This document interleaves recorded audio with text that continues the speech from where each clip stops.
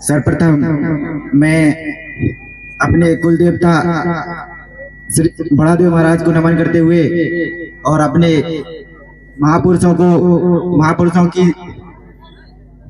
चरणों में श्रद्धांजलि अर्पित करते हुए मैं जितेंद्र प्रताप सिंह सुधार्थी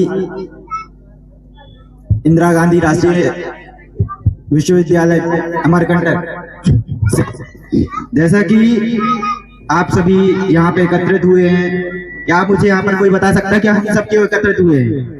क्यों भाई, क्यों हुए हम सब यहाँ? क्या करते थे हम लोग? ये सब डांस वांस कर रहे हैं, भीड़ जुड़ी, रैली निकाले हैं, क्यों कर रहे हैं सब? कोई बता सकता है क्या? हम लोग आए, रैली निकाली, खाए पिए, डांस किए, निकल गए, और फिर आगे क्या?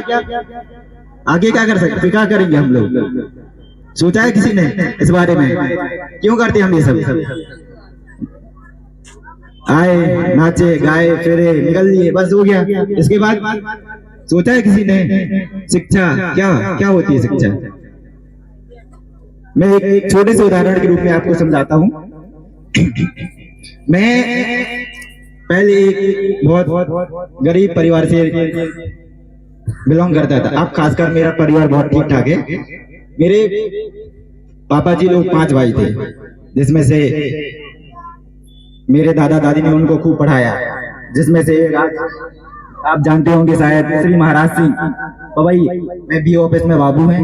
मेरे पापा जी टीचर हैं, मेरे चाचा भी टीचर हैं, और बाकी जो 2 लोग हैं जो किसी कारणवश नहीं पढ़ पाए, वो आज खेती किसानी कर रहे हैं, और जो पढ़े लिखे हैं वो आज बाबू हैं और टीचर हैं और भी टीचर हैं।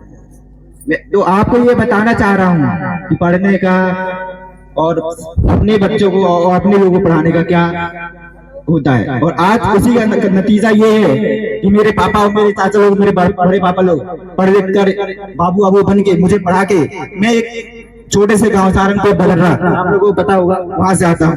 वहां का एक छोटा बालक जो यहाँ पर शायद, जो मैंने अभी सर बात कर रहे थे कि यूजीसी नेट परीक्षा पास कर गया है, यहाँ मुझे नहीं लगता कि यहाँ पर कोई लोग जानता होगा कि ये क्या है। जानता है क्या कोई नहीं जानता होगा यहाँ पे, मुझे लगता है।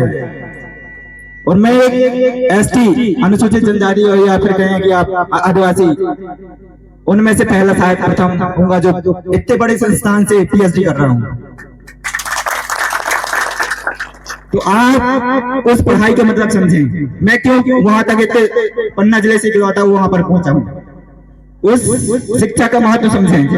ये नहीं, आजकल खासकर मैं ये देखता हूँ कि जितने अपने पढ़े लिखे हैं, मतलब अपने वर्ग में कर्मचारी वर्ग हैं, चाहे वो पटवारी हो, टीचर हो, उनके लड़के ज्यादा बर्बाद हैं। भाई ऐसा क्यों? आप लोग तो पढ़े लिखे हैं ना, बहुत लोग पढ़े लिखे यहाँ पे, लेकिन उनके बालकों को देखता हूँ, उनके पालक दारू, गुटखा, सिगरेट, बड़ी सिगरेट कर रहे हैं। क्यों भाई? आप लोग तो पढ़े लिखे हैं ना, आपके बच्चे फिर इन सब में सम्मिलित क्यों हैं?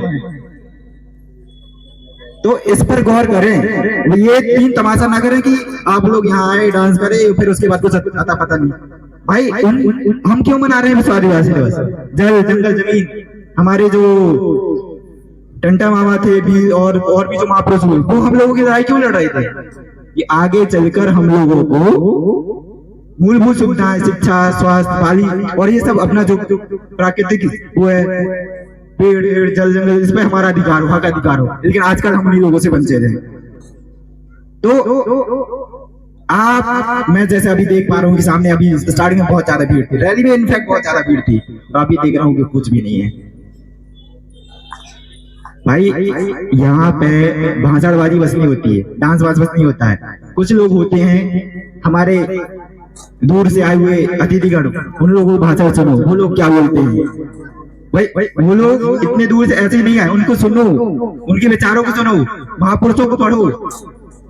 जब उनको पढ़ेंगे तब तो हमें भी कुछ होगा। तो शिक्षा बहुत ज्यादा जरूरी। जैसे हमारे आजू भैया ने शिक्षा की बात की, उन्होंने शिक्षा का जो अम्बेडकर जी का वो था कि शिक्षा शेरनी का दूध है। भाई सही में है।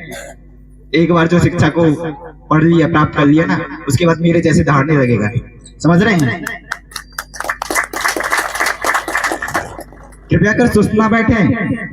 अपन आज से ही जागृत रहें, अपने बच्चों को जागृत करें। और हमारे बहादुर सिंह जी ने, इन्होंने भी एक बात कही थी कि जगह जगह शराब बंटवाई जा रही है। भाई हमने मांगी थी शराब क्या? हमारे क्षेत्र वालों ने किसी ने मांगी थी शराब क्या? जो जबरदस्ती हर एक 10-15 किलोमीटर पर शराब की ठेके खुलवा रहे हैं। जो चीज चाहिए नहीं सरकार वो दे रही है, जो चाहिए वो सरकार नहीं दे रही है।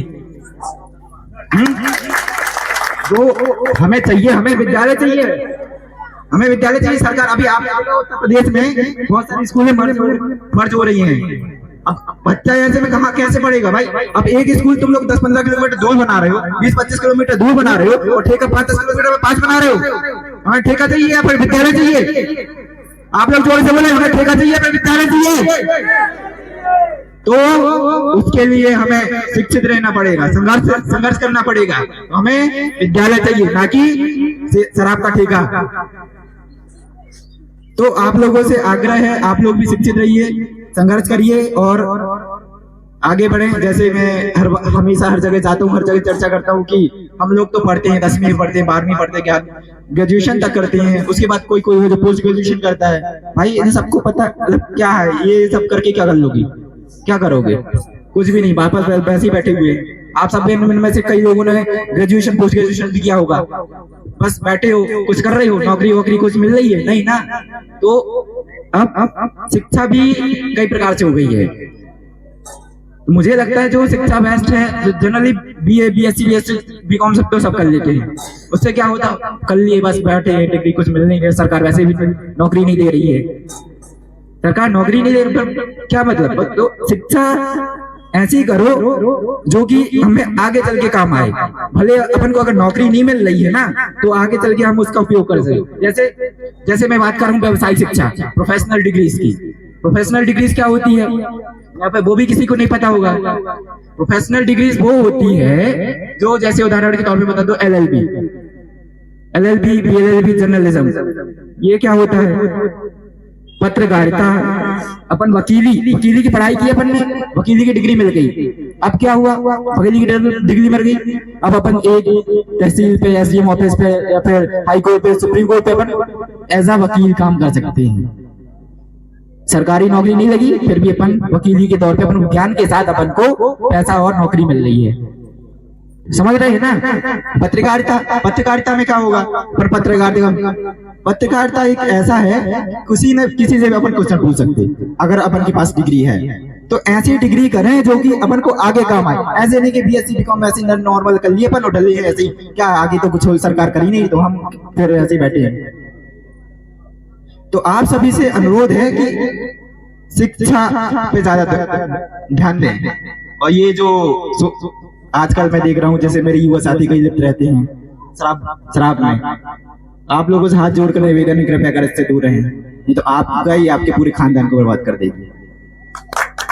इसी के साथ मैं अपनी वाणी खत्म करता हूँ। एक बार जयकारा लगा देंगे।